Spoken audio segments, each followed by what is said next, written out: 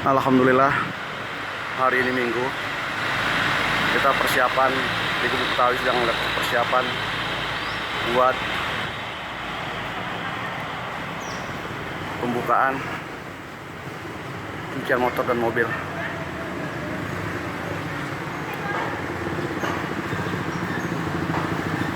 Sudah dipasang spanduknya.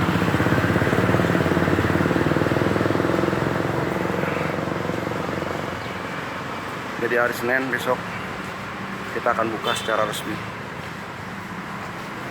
Pak, kalian boleh keluarin 4 dulu aja ya? Hah? 4 dulu aja kalian. Boleh, iya boleh. Ya. Iya, jangan semuanya. Iya. Ini persiapan buat warungnya. Kita siapkan. Warung kopinya, etalase baru dapat 1. Nah, insya Allah besok. Jadi mohon doa teman-teman sekalian.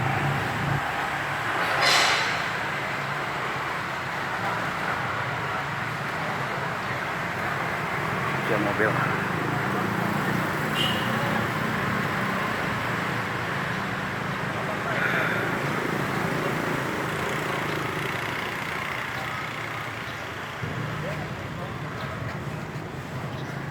Posisi depan jalan.